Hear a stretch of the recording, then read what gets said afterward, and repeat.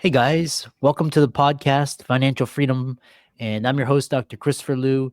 Today's podcast is all about the experience economy, marketing, and fueling growth. And I have a fantastic guest to talk about the experience economy, Dawn Farrow. She's calling to us from London, and she's a marketing strategist and she's a female founder. So I'm really happy to have her on to add value to the show. So, Dawn, welcome.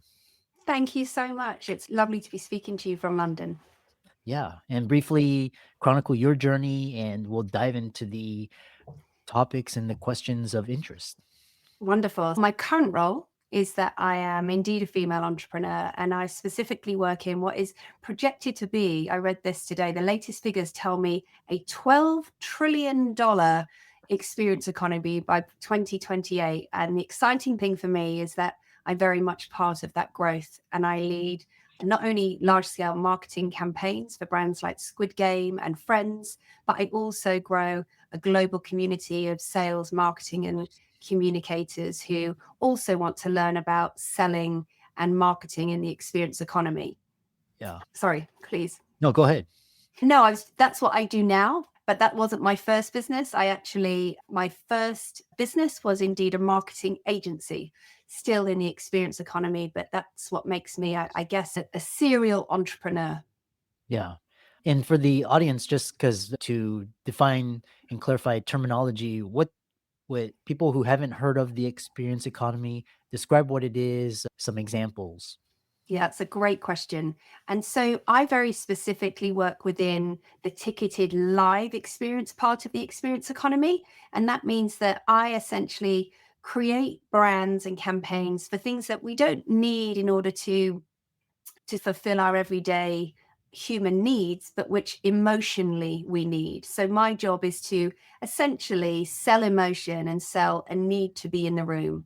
And that would include theatre experiences, immersive dining experiences, museums, galleries, sporting events, music, anything that I would say fills your soul in a very different way to anything else can.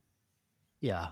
And I really love that because here in America, when you see people shelling out $1,000+ for a Super Bowl or Taylor Swift or even Beyonce, it's quite interesting what people will pay. Moving to client avatar, who follows you, who reaches out to you, who do you work with, who's your customer avatar? Yeah, so that breaks down to two parts. So the part when I'm a consultant, I very often have promoters, producers, and license holders such as Netflix and Warner Brothers who would come to me and say, this is the experience we're creating of this global brand that we own.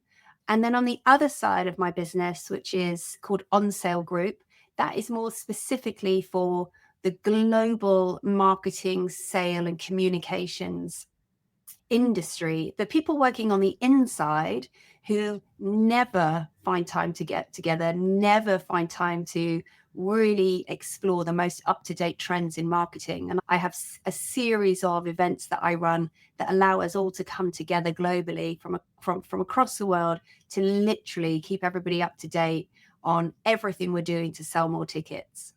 Wow, fascinating.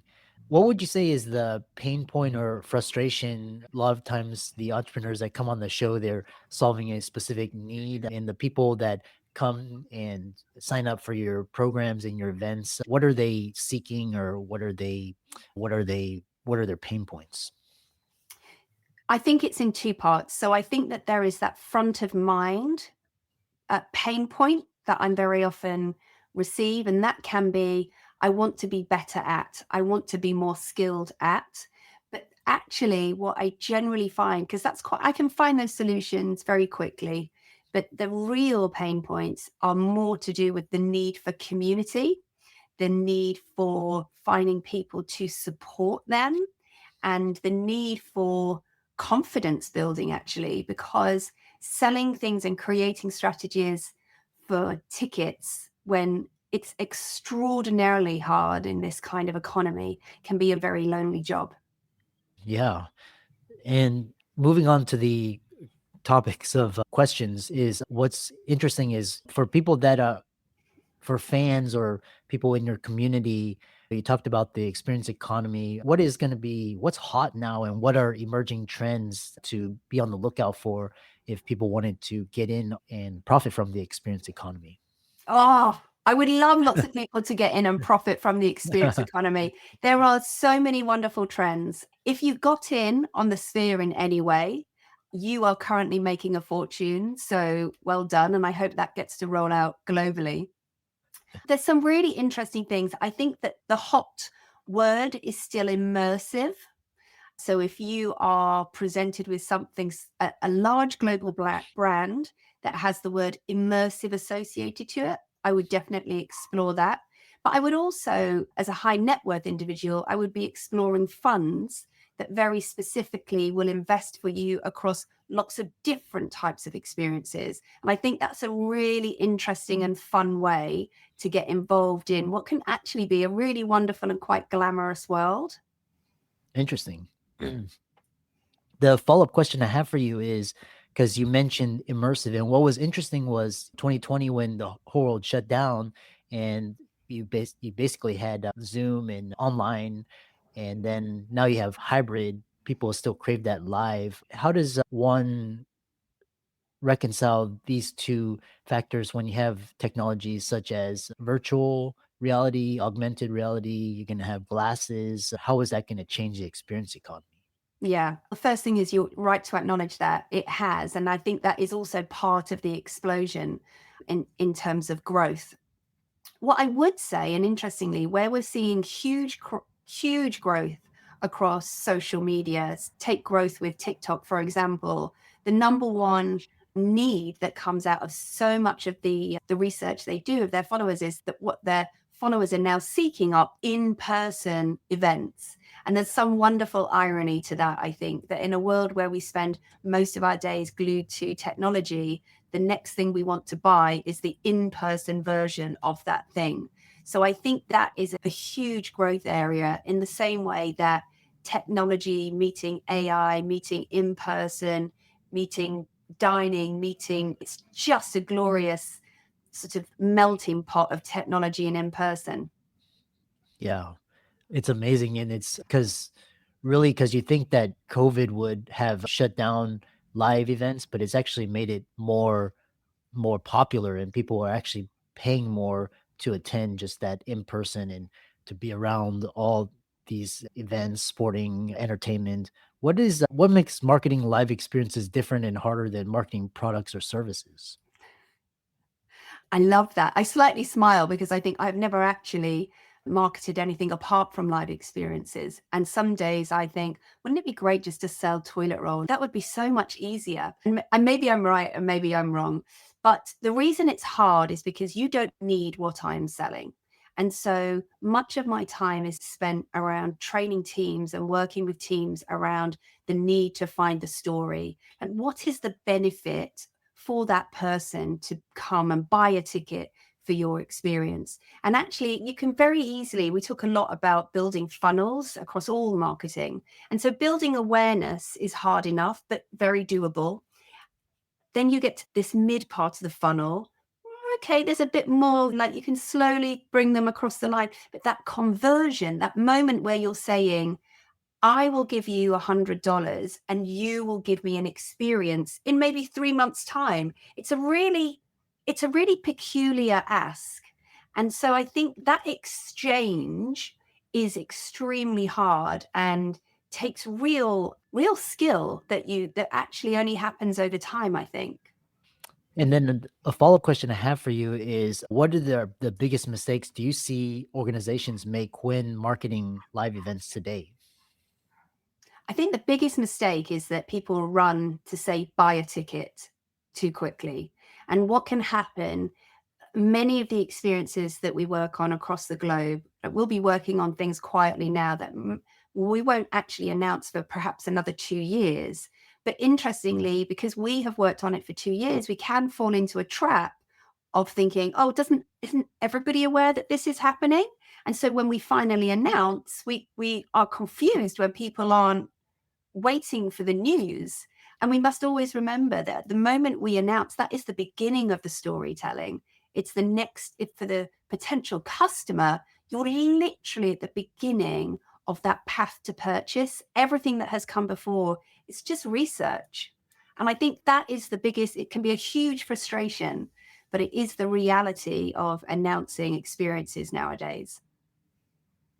You and the follow-up question I have for you is because you mentioned this distinction when marketing and selling live or tickets to live events versus just selling, for example, toilet paper or paper towels. What role does community and fans play in marketing live events compared to just like restaurants or just toilet paper, paper towels? Yeah. It can be the difference between a project that, that makes money for the next 20 years and a project that essentially could be superb, could have had the most wonderful reviews, but for some reason never created what we would refer to as fandom. You can only take, perhaps a very good example would be a musical called Six, which came out of the UK, the most wonderful musical. And they started on the smallest of budgets and they created and curated the most amazing group of fans who ultimately created a huge success for those producers, which is why now the show is in Japan, it's on Broadway. It's just truly exciting when fandom really takes hold.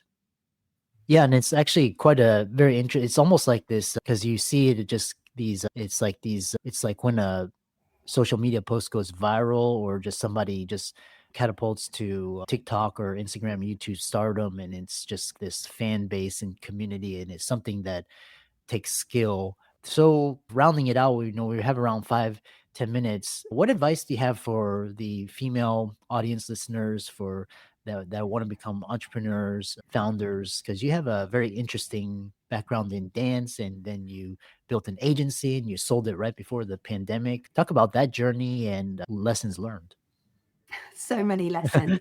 I think that, so I speak to you today, both as an entrepreneur, but also as a very proud female leader, and also as a wife, and also as a mum. And as you can imagine, that has come with its joys and its challenges. I knew at a very early age that I was not best suited to wanting to work for someone, although the years I did do that, I enjoyed very much. But because I knew that wasn't what I was destined for, I always feel I have made it slightly harder for myself. And I would say if you have that in you, I would say you owe it to yourself to try. And so as you rightly pointed out, my first business was a marketing agency. And I was absolutely determined to do that on my own. And the lesson learned there, no surprises, everybody, is that is extremely hard. And I don't take any of that back because I realize now that was absolutely part of my journey. But it does mean that now I have set this business up quite differently. I would also say to all entrepreneurs that with absolute kindness, nobody is coming to save you. And I think that this idea that you can have the hustle, you can have the spirit, and you understand, oh, I've got to do it. But I also see a lot of entrepreneurs who perhaps do have somebody wealthy behind them who will catch them when they fall. Those of us that don't, like, keep going, right? Because nobody is saving you, and you owe it to yourself to keep going. So I know it's hard, but I also know that keeping going, what I would refer to as grit, and maybe quite an English terminology, but that grit and determination and consistency is why you will win above anybody else. Yeah, and there's we were talking backstage where in the green room where you really can't depend on a job or a government or and it's actually safer to go out and work for yourself and create something of value. So the other question I have for you is how can final thoughts is why building a career in an industry you're passionate about is the best decision you can make. Oh, I love that. It really is. It absolutely is the best thing you can do. There is some considerations when you work in arts and culture, particularly that, oh, I'll be forever unable to pay my rent. And don't get me wrong, there is plenty of that in the freelance world. However, if you have a smart strategy, if you are, we go back to that idea of resilience, if you're clear on what you want to become, there really is no limit to what you can earn. And the joy for me is that every day I can go and experience something, even perhaps I'm working on it, or that I just think this will fill my soul. I love doing this, will make me feel better. And I can't imagine ever not working in experiences in some way. How can people connect with you and follow you on social media, reach out to you, and work with you? Wonderful. So on Instagram, you can go to dawn.onsalegroup, and I have lots of marketing tips there. And then otherwise, my community and the global marketing and sales group, that is through onsale.live. And if you are a producer, promoter, or you're building the next gigantic global experience, then come to dawnfarrow.com. Excellent. I really enjoyed this conversation. I know you really inspired the audience, and we talked about the experience economies. And thanks so much for coming on, and keep up the great work. Thank you so much, Chris. It's great to speak to you.